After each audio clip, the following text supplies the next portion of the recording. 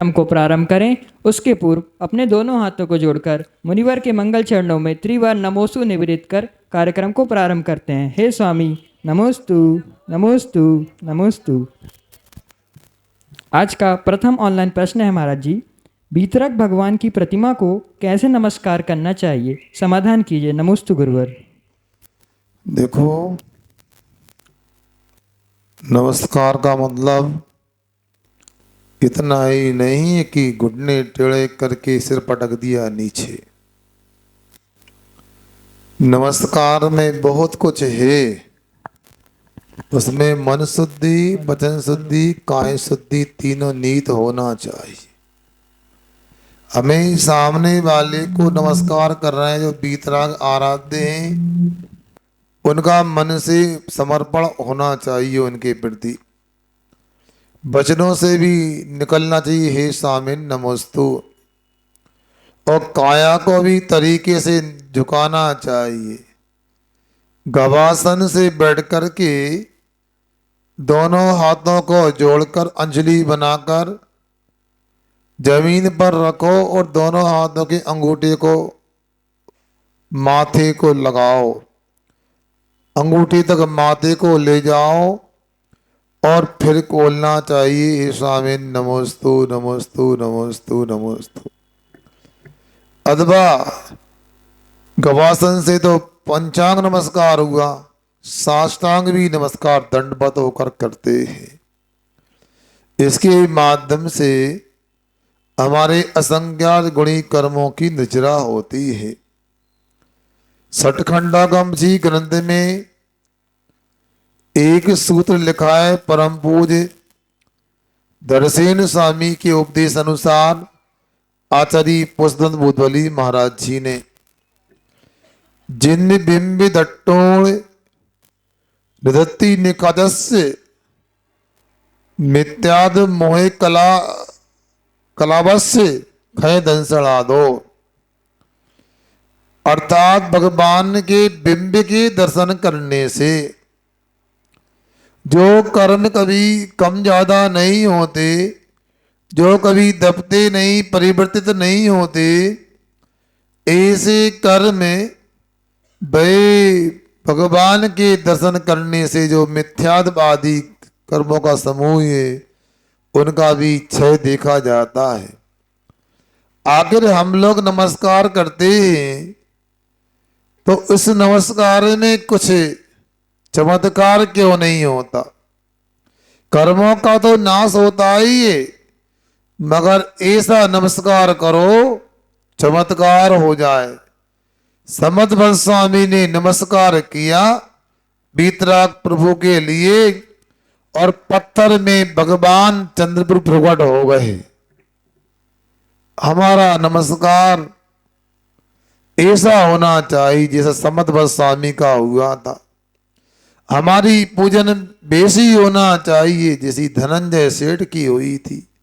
हमारी पूजन वैसी होना चाहिए जैसी मेंढक की हुई थी, तो हम लोगों को भी वह लाभ मिल सकता है। तो ये भी मत समझना कि ये चतुर्थ काल की बातें हो रही हैं। समर्थ भक्त स्वामी पंचम काल में हुए, ये भी ध्यान रखो। इसलिए चमत्कार को नमस्कार मत करो, नमस्कार को चमत्कार को नमस्कार मत करो। नमस्कार में कुछ ऐसा करो कि चमत्कार हो जाए।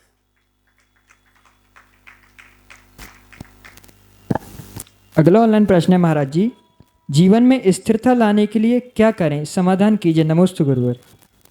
देखो, ऐसा है, जीवन में स्थिरता लाने के लिए क्या करें? सबसे पहले तो जिनके जीवन में स्थिरता आ गई उनकी संगति करो। उनकी संगति करके उनके आचरण को, उनके जीवन को ध्यान से देखो, समझो। इसके बाद उनके अनुसार अपना जीवन बनाने का प्रयास करो, तो हमारे जीवन में भी एकाग्रता आ सकती है। और दूसरी बात, एक दिन के करने से नहीं होती है एकाग्रता। कई वर्षों तक ये प्रयास करोगे तब कहीं जाके एकाग्रता हो सकती है। और एकाग्रता हो जाएगी तो फिर अपने को, अपने आत्मा के दर्शन होने में विलंब नहीं होगा। आचार्य पूज्यपाद स्वामी जी ने समाधि तंत्र ग्रंथ के एक श्लोक में लिखा है, रागादिकल्लोलई रलोलमिन मनोजलम सपसतमनास्तत्वम तत्तत्वम नेत्रोजना। राग द्वेष आदि तरंगों से जिसका मन रूपी जल चलायमान नहीं होता है, मन रूपी जल हिलता डुलता नहीं है, वह अपने आत्मा के द्वारा आत्मा का दर्शन प्राप्त कर लेता है।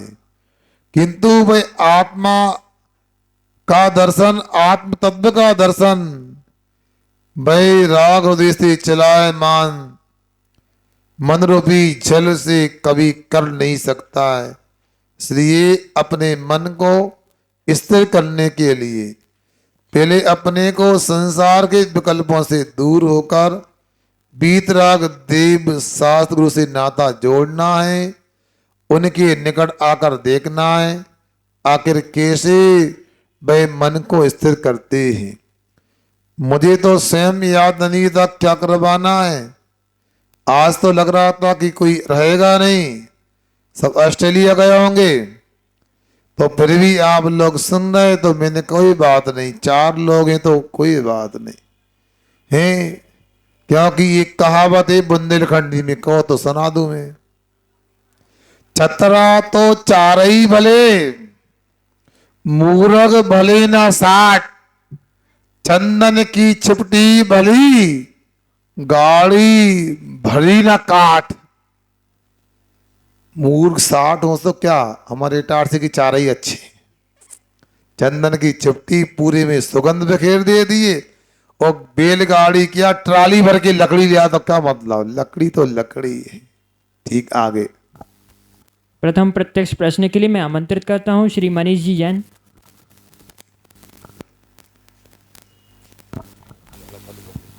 क्रिकेट की बात करी तो मैं चाहता हूं कि जीवन को किस तरह से मैंने कब बोली क्रिकेट की बात? अरे आपने अब ऑस्ट्रेलिया पहुंचाया था अभी अरे 2 मिनट पहले ही। तो जीवन को किस तरह से क्रिकेट के भाषा में घटित करें। मनीष भैया, हमने कभी क्रिकेट खेली होती तो बताते। हमें तो कबड्डी, बैडमिंटन, फुटबॉल से नाता था, फिर भी आपने पूछ लिया।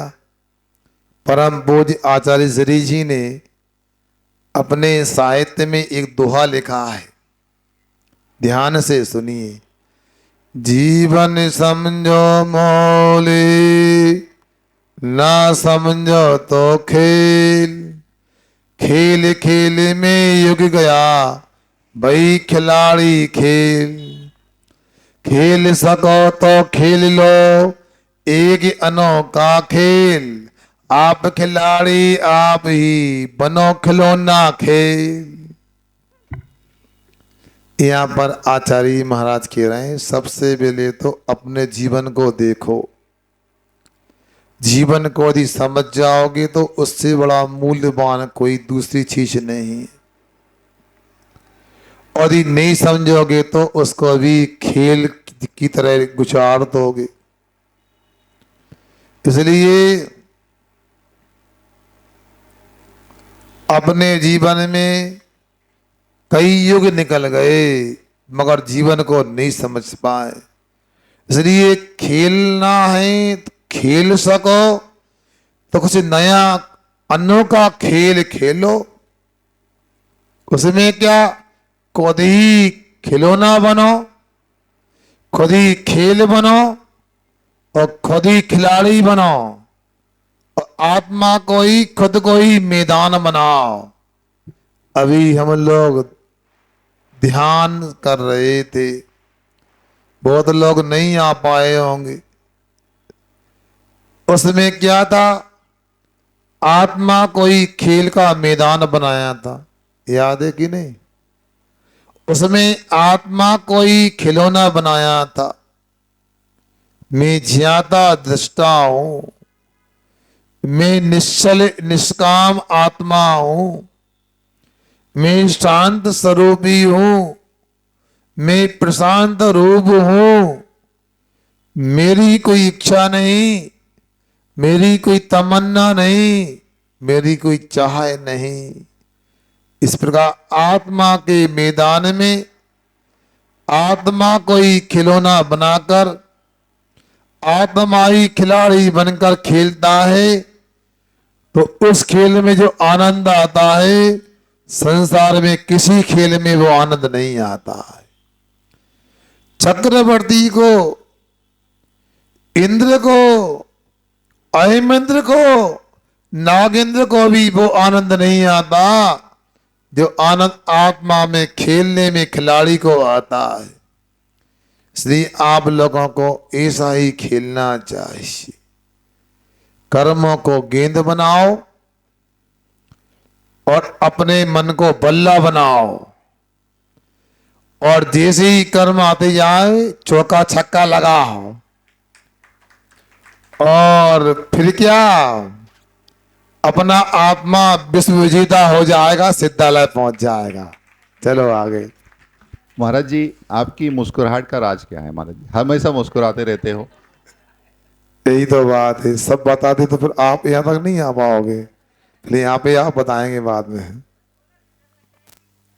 देखो माता क्या बोल रही है।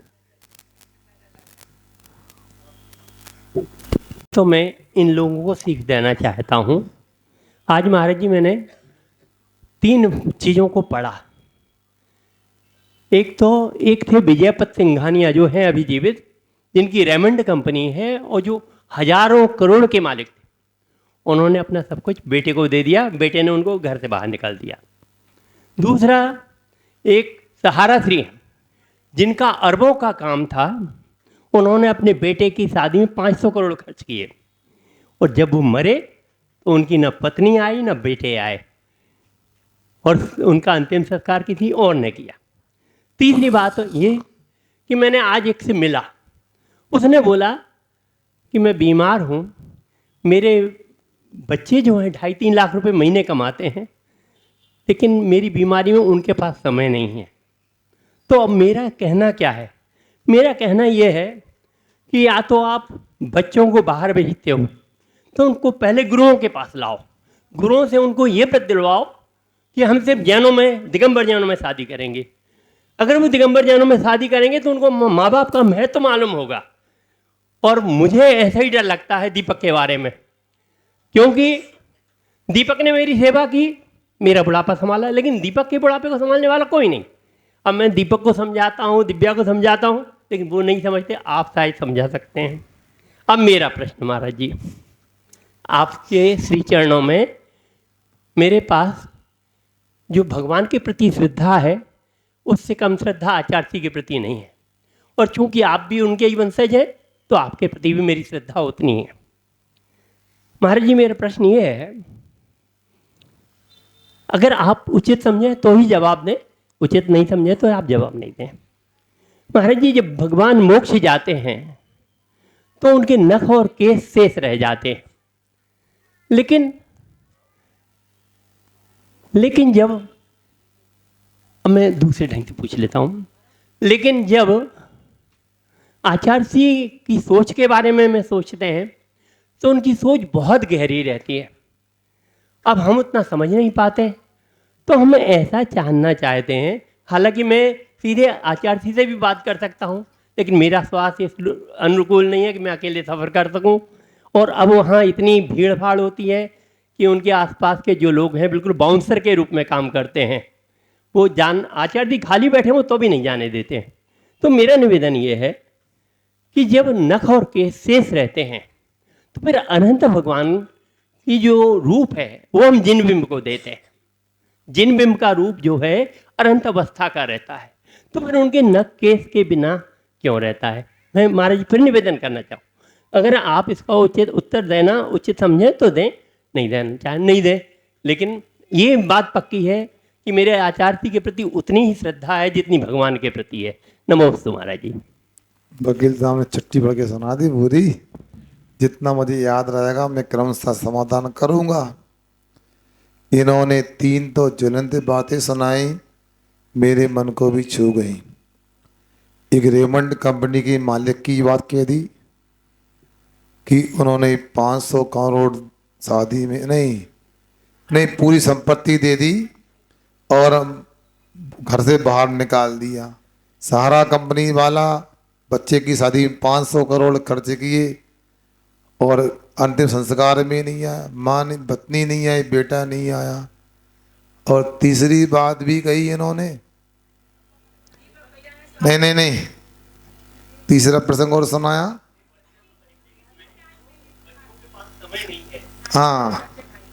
हाँ बच्चे 2.5-3 लाख रुपए महीने कमाते हैं और समय नहीं है। आप लोगों से 3 बातों को लेकर मैं ये कहूँगा, आप कहीं ऐसा ना करो इन बच्चों के चक्कर में अपना जीवन बर्बाद कर दो।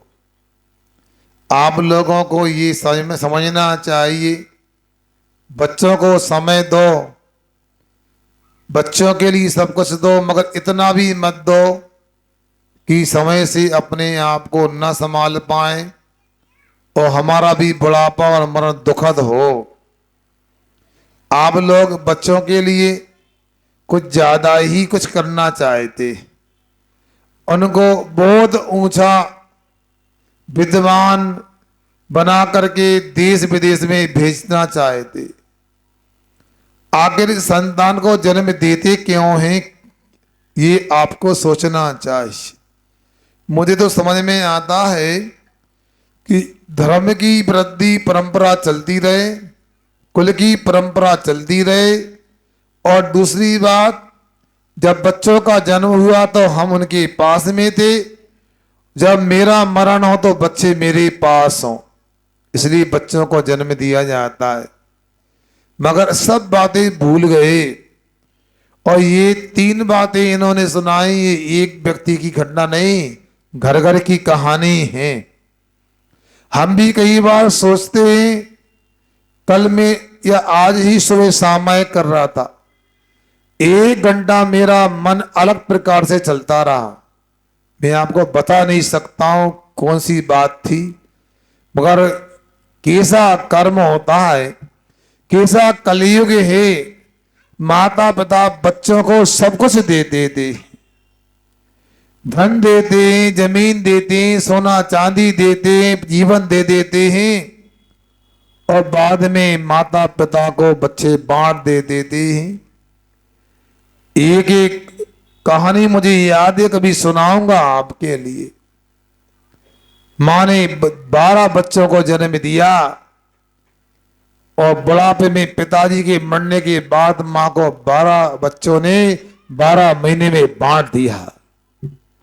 1 महीना का अंतिम दिन निकल जाए तो अगले दिन माँ रह नहीं सकती, अल्टीमेटम पहले से, माँ आखिरी तारीख है, आपको वहां जाना है। ये आपको संसार से विराग होना चाहिए। जगत का स्वभाव संवेग वैराग्यम, ये तो संसार है। चतुर्थ काल में भी ऐसा, पंचम काल में भी ऐसा। और दूसरी बात, आप लोगों ने ये संकीर्णता अपना के रखी है ना, वो भी गलत बात है। बुंदेलखंडी में एक कहावत है, मुझे बोलने में अच्छा तो नहीं लगता, फिर भी मैं मजबूरी में बोल रहा हूं। एक पूत, हम क्या बताएं, आप जानो, समझ में आ गया आपको। 2-4 होते हैं तो ये बहाव खराब नहीं होते। और दूसरा, आप लोग उनके लिए इतने कोमल हो जाते हैं, वो मनमानी करने लगते हैं। इसलिए सब गड़बड़ चल रहा है। अब मैं क्या कह सकता हूं, इतना ही आप समय रहते हुए साधना कर लो, और साधना कर लोगे तो बुढ़ापे में आपको दिक्कत नहीं होगी। छेड़ाला की पंक्ति को किसी ने उल्टा किया, सुनाता हूं। बालपने में ज्ञान लहो, तरुण समय संयम रत रहो, कैसे आबे बूढ़ापनो, फिर क्यों नहीं लखे रूप आपनो। बाल अवस्था में धार्मिक शास्त्रों का इतना ज्ञान कर लो युवा अवस्था में संयम के साथ जिंदगी हो तो बुढ़ापा आएगा नहीं, पहले हम समझ जाएंगे। इसलिए आप लोग समझ लो, जो वकील साहब ने बताई बात, बच्चों को यहाँ ला। ये तो ये नहीं दिवाली में कितने नए नए चेहरे बच्चे देखे नहीं। अब कई माता बहने भाई बेटे इनकी बच्चियां घर पे हैं और या तो इनकी बात नहीं मानते या बहाने बना देते हैं, हमारा आना नहीं है, छुट्टी नहीं है, ये नहीं है। अब 10 दिन की छुट्टियां थी लगभग इस बार, आखिर बच्चों को क्यों नहीं ला पाए? आपके बच्चे यहाँ आ गए और चले गए, यहाँ नमस्तु करके क्यों नहीं आ पाए? सोचना, आपके बच्चे घर में क्या करते, क्लास नहीं पढ़ सकते क्या? 10 बार बोलने पर एक बार आहार भी दे दी तो कोई बड़ी बात हो गई क्या? आखिर आप तभी आओगे जब गलत घटना हो जाएगी। आप लोगों को ऐसा नहीं, हर काम में आप कहते हो तो यहाँ होना चाहिए, एक क्लास में आना चाहिए। अब यही बात सुनने मिलती तो शायद कुछ समझने की बात आती, अपने माता पिता के प्रति बहुमान उत्पन्न होता। फिर भी मैं कहूंगा 100 में 99 खराब हो सकते हैं, मगर आज भी भारत में राम और श्रवण कुमार की तरह पुत्र भी आज भी होते हैं। इसलिए आप लोगों को अपने अपने परिवार को संभालना चाहिए। जो वकील साहब ने बात कही, और क्या कहा था लास्ट में? अरे बैठ गए, बैठ गए। हाँ, इनका कहना अरंत अवस्था में नक और केश रह जाते, बाकी कपूर की तरह बहे शरीर विलीन हो जाता है। मगर ये अनंत अवस्था के अंतिम समय की बात है। अनंत अवस्था में तो जैसा शरीर पूर्व में था मुनि अवस्था में वैसा रहता है। अंदर से निगोदिया जीवों का निष्कासन होने से परम औदारिक अवश्य हो जाता है। मगर सिद्ध अवस्था में जो आत्मा के प्रदेश होते हैं, रिक्कम्मा अट्टगुणा किंचुनाचलम देहेदो सिद्धा लोयक ऋचा उपाद भई संयुक्ता कर्म से रहित 8 गुणों से युक्त भय लोक के अग्रभाग में स्थित होते हैं, उत्पाद दोनों से संयुक्त होते हैं और अपने अंतिम शरीर से कुछ न्यून होते हैं। न्यून होने का कारण यह है, कुछ आत्मा के प्रदेश पेड़ा खाली स्थान में नहीं होते, नाक के छिद्र है, मुख में है, पेट में नहीं होते, वो स्थान हो जाता इसलिए कुछ सिकुड़ जाता। दूसरा, ऊपर चमड़ी का जो स्थान पहली चमड़ी होती लेयर वहाँ प्रदेश नहीं होते, अथवा नाखून बालों में प्रदेश नहीं होते, इसलिए कुछ कम अंतिम शरीर प्रमाण सिद्ध भगवान का शरीर कहाँ है? अनंत अवस्था में तो नाखून केश होते हैं। ठीक, इतना ही पर्याप्त है। अहिंसा परमो